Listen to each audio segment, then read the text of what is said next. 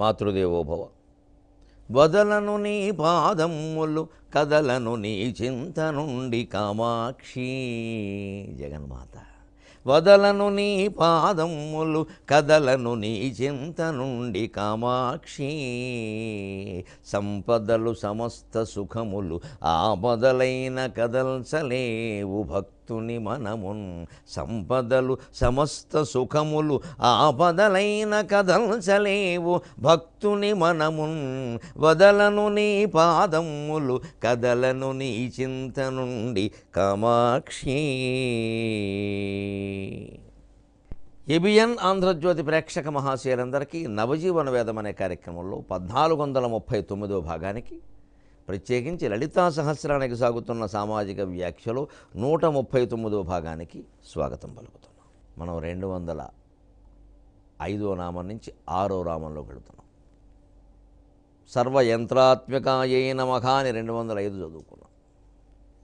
ఈ మంత్ర తంత్ర యంత్ర అనే శబ్దాలు 3 ఎక్కడ లలితా సహస్రంలో వచ్చినా కూడా వరుసగా వస్తాయి. కారణం, అమ్మవారంటే శక్తి, భగవంతుడంటే శక్తి. శక్తి 3 రకాలుగా ఉంటుంది: మంత్రశక్తి, తంత్రశక్తి, యంత్రశక్తి. ఎందుకంటే పదార్థం 3 రకాలుగా ఉంటుంది: ఘన పదార్థం, ద్రవ పదార్థం, వాయు పదార్థం. పదార్థానికి 3 స్థితులు: ఘనస్థితి, ద్రవస్థితి, వాయుస్థితి. ఏ రూపంలో ఉన్న పదార్థాన్ని మార్చడానికి ఆ రూపంలో ఉన్నటువంటి శక్తిని ఉపయోగిస్తారు. అంచేత ఋషులు కేవలం మంత్ర జప సామర్థ్యం చేతనే శాపాలు ఇవ్వగలిగేవారు, వరాలు ఇవ్వగలిగేవారు. అవి ప్రత్యక్షర సత్యాలు. వారి శక్తి మనకి లేదు కాబట్టి వారి శక్తిని శంకించకూడదు. గట్టిగా 4 ముద్దలు తినగలిగే శక్తి లేని వాళ్ళు కూడా ఇవాళ అర్భకులు చాలామంది ఉన్నారు సమాజంలో. 4 కూరలు 4 పచ్చళ్ళు వేసుకుని ప్రతిదీ రెండోసారి వేసుకుని తినగలిగిన వాళ్ళు నా కళ్ళతో నేను చూశాను, సంతోషించాను. తిండి పుష్టి కలిగిన వాళ్ళని చూసి సంతోషించాలి, దిష్టి కలిగేలా మాట్లాడకూడదు. అలా తినేవాళ్ళు లేరు ఇవాళ. మా పెద్దవాళ్ళు, మా అమ్మ, మా తల్లులు, మా తండ్రులు వాళ్ళు సంతోషించేవాళ్ళు. మా తాత ముత్తాతలు అందరూ సంతోషించేవాళ్ళు. తిండి పుష్టి ఉన్నవాడిని చూసి సంతోషించేవారు. పోన్లేరా వాడికి పెడితే పుణ్యం అనేవారు. ఇప్పుడు పుష్టి ఉన్నవాళ్లే తక్కువ. ఎవరైనా ఉన్నవాడు కూడా పార్టీలో తినడం, ఎందుకంటే ఎవరేమనుకుంటారో అని బెంగెట్టుకుంటాడు. అర్భకులు తయారయ్యి పూర్వం తినేవాళ్ళని ఆక్షేపిస్తే అలాగా. వాళ్ళైతే 75 కేజీలు ధాన్యం వస్తూ ఉంటే హాయిగా ఒక్క మనిషి భుజం మీద తీసుకొచ్చేవాడు. ఇవాళ 7 కేజీలు సంచి మొయ్యలేని పరిస్థితి వచ్చింది మనకి. దానికి మళ్ళీ క్యారీ బ్యాగ్ అని చక్రాలు పెట్టి లాగుతున్నాం. అక్కడ ఇంత చేస్తే అది ఉండేది 7 కేజీల లోపు. 75 కేజీలు మోసేవాళ్ళు. అంచేత మన శక్తులు ఏమిటో శారీరకంగా మానసికంగా తెలిసిపోతూనే ఉన్నాయి. ఇవి వీటిని బట్టి వాటిని లేవని అనకూడదు. ఇప్పుడు మంత్రశక్తి అయింది, యంత్రశక్తి అయింది. తంత్రశక్తి ఏమిటో చూద్దాం. తంత్రరూపాయై నమః 206వ నామం. తర్పణాత్రాయతే ఇది తంత్రం, మననాత్రాయతే ఇది మంత్రం. మననం చేత రక్షించేది మంత్రం. తర్పణాత్రాయతే ఇది తంత్రం, తర్పణం వల్ల రక్షించేది తంత్రం, అదే యజ్ఞం. యత్నాత్రాయతే ఇది యంత్రం, ప్రయత్నం వల్ల రక్షించేది యంత్రం, అదే యంత్రం. మన మెకానిజం అంతా యంత్రం. అది ప్రయత్నం. అక్కడ మనిషి ప్రయత్నం ఉండాలి. ఏం లేకుండా మంత్రాలు చదివితే కుదరదు. అక్కడ చింతకాయలు రాయడానికి మంత్రాలు అక్కర్లేదు. మంత్రాలకి చింతకాయలు రాలుతాయండి, అక్కర్లేదు. చింతకాయలు కొంకికర్ర పెట్టే రాలుతాయి, దానికి మంత్రం ఎందుకు? కానీ చింత గింజలోంచి చింత చెట్టు ఎలా ఆవిర్భవించిందో చెప్పమని అది మంత్రం, అది భగవచ్చక్తి. బీజస్యం తరివాంకురో జగదిదం పురాంగ్ నిర్వికల్పం మాయాకల్పిత చిత్ర విచిత్రాలన్నీ అంటారే దక్షిణామూర్తి స్తోత్రంలో. ఆ మాయ ఎలా జరిగిందో చెప్పండి, అది మంత్రం. మంచి చింతకాయలు రావడానికి మంత్రం అక్కర్లేదు. కానీ విత్తనంలోంచి చింత చెట్టును పుట్టేలా చేస్తున్నది మాత్రం మంత్రశక్తి, అదే భగవచ్చక్తి. మాయాకల్పిత దేశకాల కలనా వైచిత్ర్య చిత్రాకృతి మాయావీవ విజృంభయత్యవ మహాయోగీ వయస్వేచ్ఛయ తస్మై శ్రీ గురుమూర్తయే నమయిదం శ్రీదక్షిణామూర్తయే. చింతకాయలు రాలడానికి మంత్రం అక్కర్లేదు, దానికి యత్నం చాలు, ప్రయత్నం చాలు. కానీ చింతగింజలో ఏమీ కనపడదే మనకి. ఎంత నలగొట్టినా చితకొట్టినా ఊరికే చింతగింజ వైకుంఠపాడి ఆడుకుందుకు గబలాడుకుందుకు తప్పితే ఎందుకు పనికిరాది. కానీ ఆ గింజ నుంచి చింత చెట్టు వస్తుందా, దాని కాండం రంగు వేరా, ఆకుల రంగు వేరా, పువ్వుల రంగు వేరా, చింతపండు రంగు వేరా, పై డొల్ల రంగు వేరా, లక్షణాలు వేరా. ఇంత విచిత్ర లక్షణాలు కలిగిన చింత చెట్టు కేవలం చింత గింజలోంచి ఎలా వచ్చిందండి? అది మహాద్భుతం, అది మహాశక్తి, అది సర్వేశ్వరి, సర్వమయీ, సర్వమంత్రస్వరూపిణి, సర్వయంత్రాత్మిక, సర్వతంత్ర రూప, మనోన్మని. ఈ జన్మకు అర్థమయ్యే విషయం ఆ సన్నాసులు మాట్లాడతారు. కానీ ఏం తపస్సు చేశారని, ఏం చదివారని కనీసం. గుళ్ళోకి వెళ్ళి దండం కూడా పెట్టినవాడు వెర్రి మాటలన్నీ మాట్లాడడం ఇక్కడ. ఒకటికి వెళ్ళి కాళ్ళు కడుక్కోనేవాడు వీడు మాట్లాడతాడు ఇక్కడ. కనీసపు ఆచారం, కనీసపు శుభ్రత అది కూడా లేనివాడు మాట్లాడడం దేవుడి గురించి. కనీసపు అవగాహన, కనీసం 4 పుస్తకాలు చదివిన జ్ఞానం. 4 రకాల చదువుతూ ఉంటే అనేక రకాల విషయాలు తెలుస్తాయి. అసలు మనకేదో ఒకటి నమ్మకానికి దాన్నే పట్టుకుని గీత గీసుకుని అవే చదువుతుంటే అలాగే వెళ్ళిపోతుంది బుద్ధి. అందుకని ఇప్పుడు తంత్ర రూపా చూడండి ఎలా ఉంటుందో. వామకేశ్వర తంత్రం మొదలైన తంత్రాలు కొన్ని వందలు ఉన్నాయి, తంత్రశాస్త్రంలో చెబుతారు. ఆ అర్చన ద్వారా అమ్మవారిని హాయిగా చేరుకోవచ్చు, కోరుకున్న సిద్ధులు పొందొచ్చు. కామ్యకళ కోరికలకు సంబంధించినవి ఉన్నాయి, నిష్కామ తంత్రాలు కూడా ఉన్నాయి, కోరిక లేని తంత్రాలు కూడా ఉన్నాయి. అవన్నీ అమ్మవారి శరీర భాగాలుగా చెప్పారు. నిజానికి ఏ తంత్రం ఏ శరీర భాగమో కూడా వివరణ ఉంది. మనకి గ్రంథ విస్తర భీతి చేత వాటిని మనం ప్రస్తావించడం లేదు. వామకేశ్వర తంత్రం సహా అన్నీ అమ్మవారి యొక్క శరీర భాగాలుగా చెప్పారు. అందుకే సర్వతంత్ర రూప, అన్ని తంత్రములు నీ యొక్క శరీరంలో భాగాలమ్మ అన్నారు. తంత్రం అంటే యజ్ఞం కదా. అసలు యజ్ఞం జరుగుతున్న చోట ఎక్కడైనా ఒక అరగంట కూర్చుని ప్రశాంతంగా మీరు ఇతర ఆలోచనలు మానేసి సెల్ ఫోన్ కట్టేసి అదేదో పుణ్యం దానివల్ల వస్తుందనే మా భ్రమ లేకుండా అసలు ఏం జరుగుతుందో గమనించండి. ఆ వేద పండితులు చదువుతున్న మంత్రాలు వినండి. ఈవేళ మంచో చెడ్డో కానీ ఈవేళ మొత్తం ఆధునిక కాలం కారణంగా మైకులు కూడా పెడుతున్నారు. నిజానికి యజ్ఞం దగ్గర మంత్రాలకి, గుళ్ళో చదివేటువంటి మంత్రాలకి మైకులు పెట్టకూడదు. అవి అందరూ వినేవి కావు, అందరికీ తెలవాల్సినవి కావు. మంత్రశక్తి దెబ్బతింటుంది దానివల్ల. కానీ మొదలుపెట్టేశారు అందరూ. సరే కానివ్వండి, ఏదో ఒకటి జరిగింది, దాన్ని మనం ఏం మార్చలేము. కాబట్టి కనీసం దాని ద్వారా ఆ మైకులు పక్కనట్టండి, మనం వెళ్ళి అక్కడ కూర్చునే మంత్రాలు వినపడతాయండి. అక్కడ యజ్ఞం చేస్తూ మనిషి తనని తాను ఎలా పవిత్రం చేసుకుంటాడో మహానారాయణోపనిషత్తులో చెబుతారండి.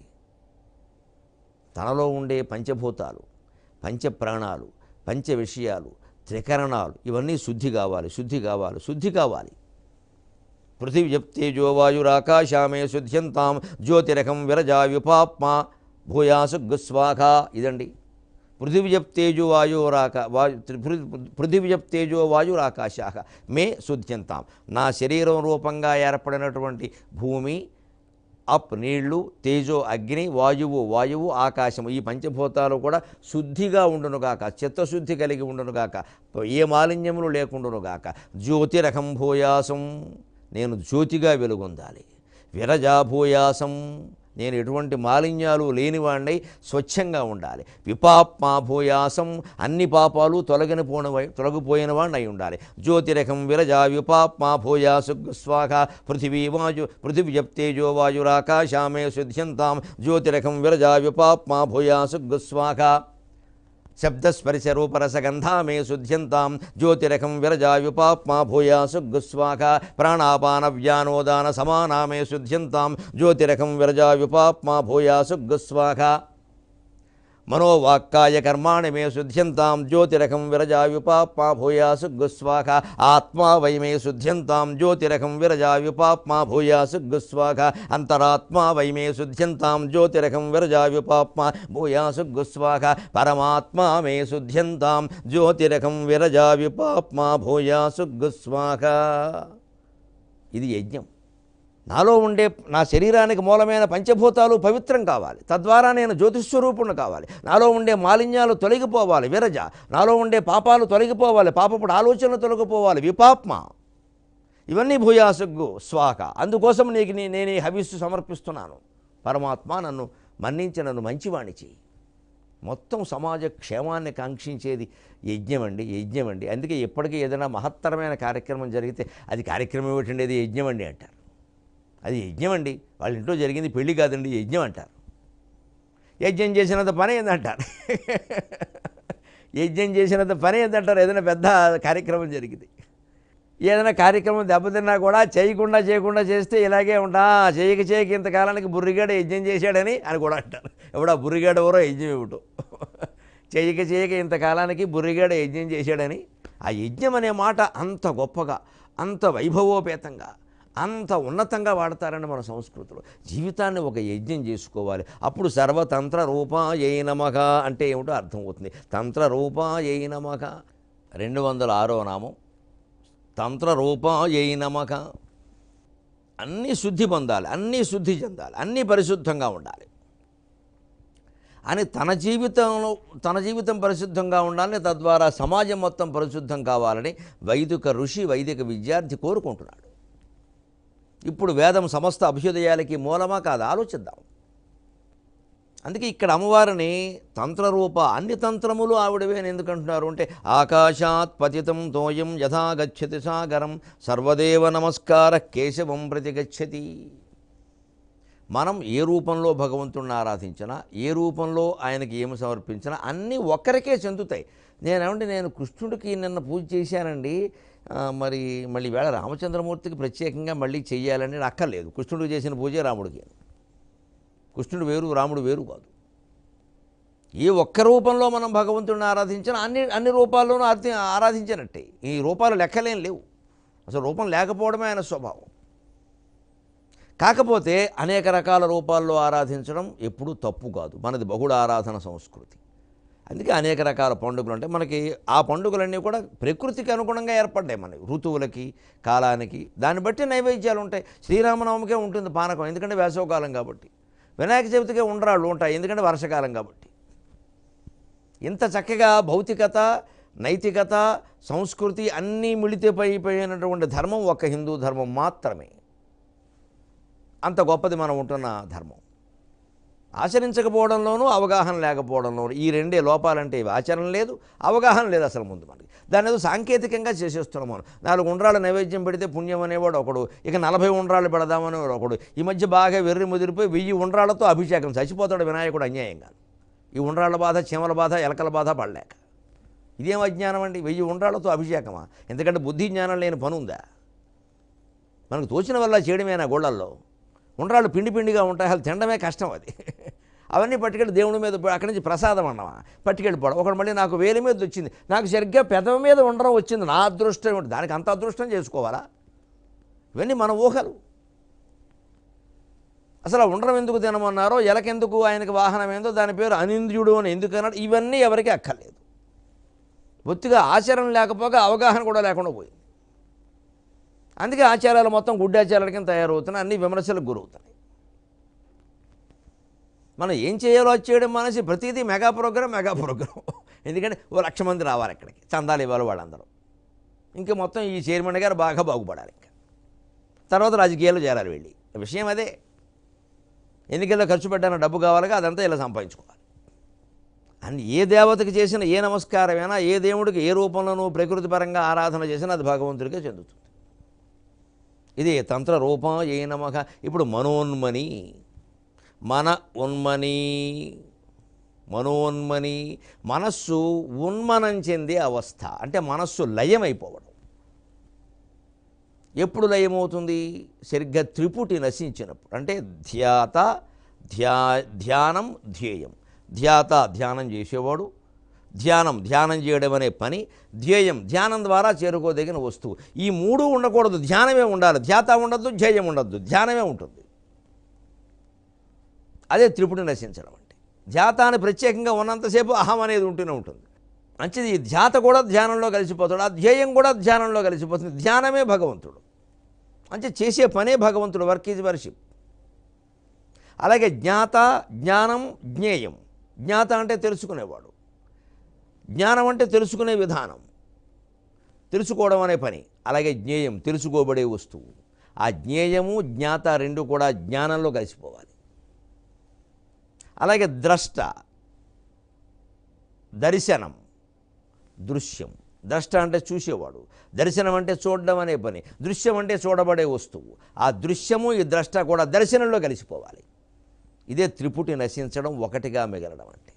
అప్పుడు ఆ యోగి ఏ స్థానంలో ఉంటాడు అంటే 6 చక్రాలని దాటుకుని వెళ్ళిపోతాడు. భూమధ్యంలో ఆజ్ఞాచక్రం ఉంది, దానికి పైన 7వ స్థానం చిత్కళ, దానిపైన ఈ మనోన్మని స్థానం ఉంటుంది, మనోలయ స్థానం. ఆ పైన ఉండే 9వది బ్రహ్మరంధ్రం.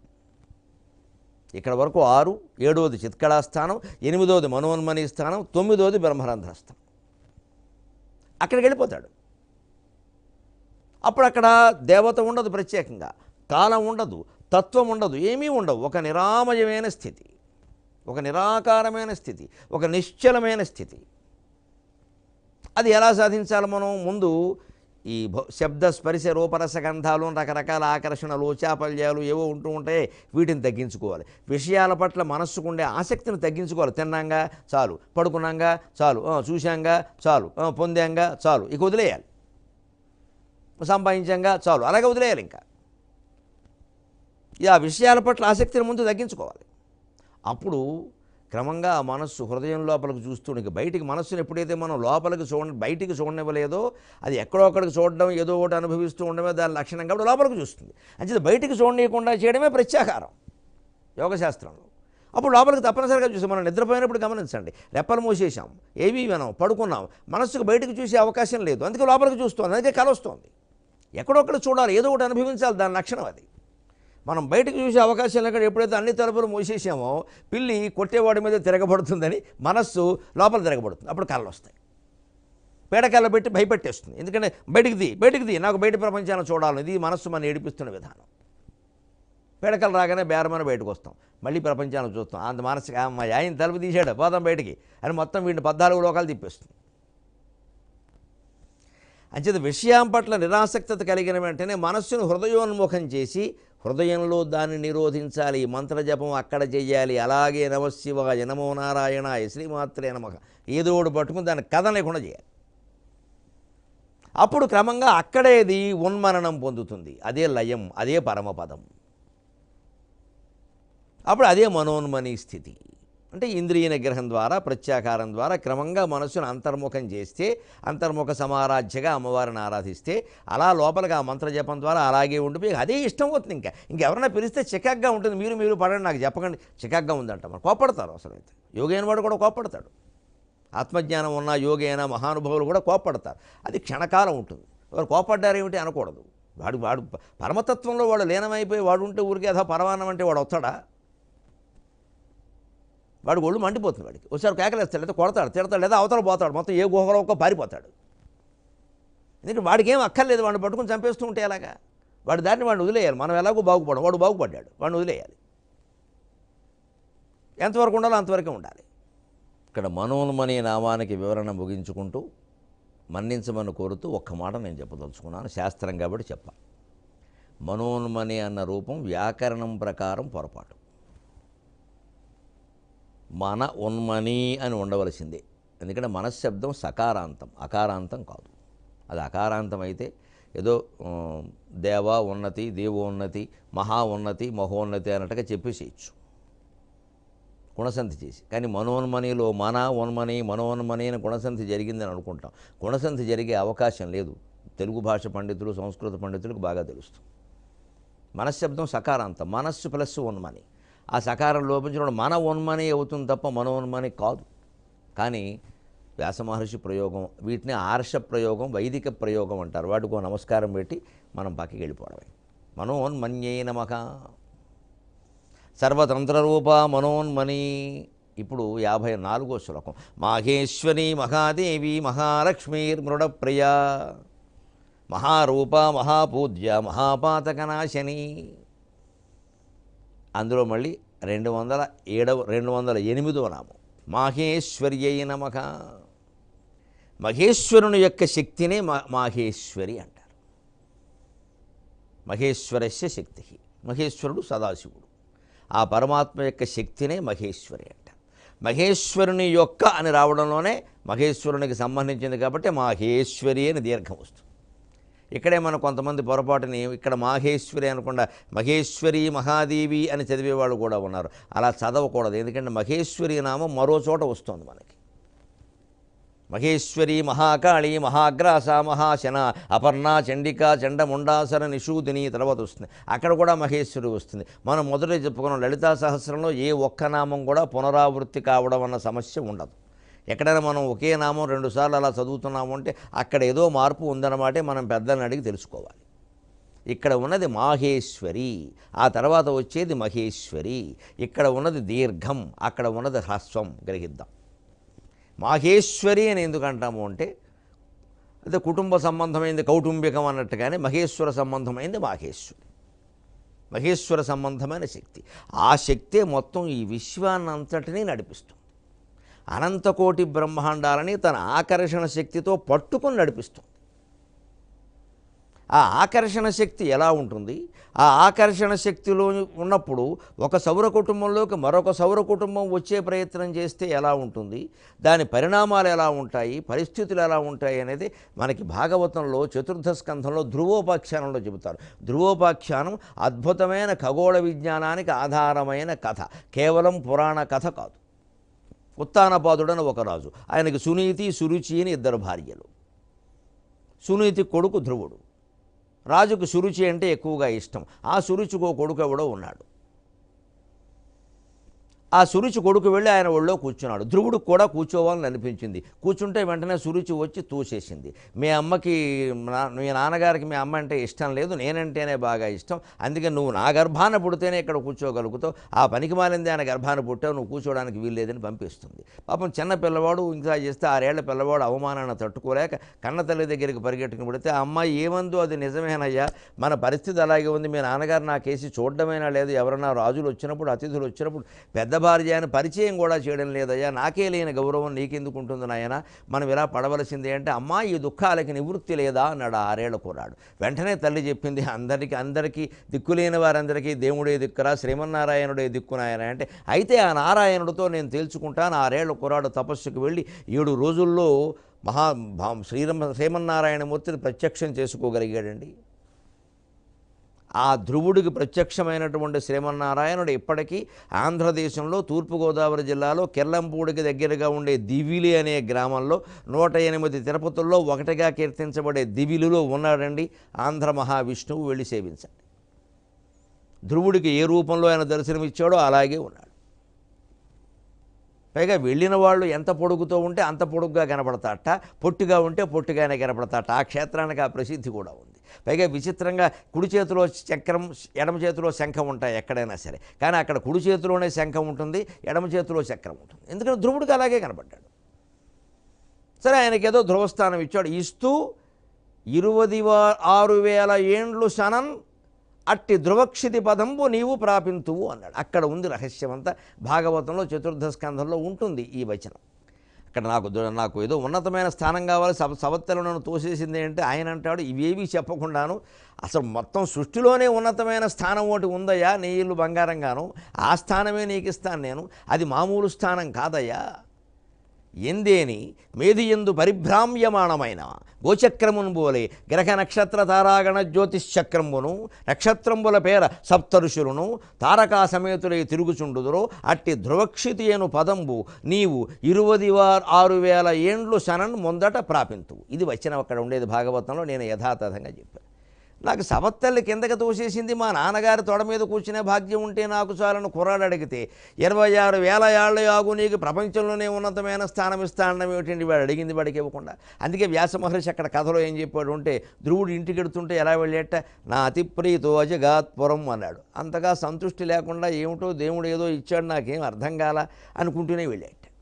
ఇంటికి వెళ్ళాక అతను తెలిసింది, ధ్రువస్థానాన్ని పొందే యోగ్యత పొందిన తర్వాత సవితల్లి ప్రేమను పొందడం పెద్ద విషయం కాదు. మనకి ఖగోళ విజ్ఞానాన్ని ఈ సవతి తల్లి ద్వేషం రూపంలో కథల అర్థమయ్యేలా పెట్టారు. ఎందుకంటే అవన్నీ లోకంలో ఉన్న పరిణామాలే. మామూలుగా 2 భార్యలు, పిల్లల మధ్యలో గొడవలు, రాజు ఏదో పక్షం వహించడం, అక్కడి నుంచి ఏదో గొడవ రావడం, ఒకళ్ళు బాధపడడం, చివరికి ఊళ్ళో వాళ్ళందరూ ఎవరు బాధపడుతున్నారో వాళ్ళ పక్షం వహించడం, రెండో ఆవిడని తిట్టడం, ఇవన్నీ మామూలు విషయాలు. ఇలా అయితే ఈ కథ ప్రకారం అయితే కథ గుర్తుంటుంది. తర్వాత కొంతకాలానికైనా దాని మీద పరిశోధనలు జరిగి దాని గురించి ఆలోచించి మనుషులు అందులో ఉండే ఖగోళ విజ్ఞానాన్ని తెలుసుకుంటారనే ఈ కథను అలా చెప్పారు. మరి ఇందులో ఉండే ఖగోళ విజ్ఞానం ఏమిటయ్యా? 23:30 గంటలు ఆగాల్సిందే. ఖగోళానికి కూడా వ్యాపించే అర్హత కలిగిన ఏకైక భాష తెలుగులో మాట్లాడవలసింది.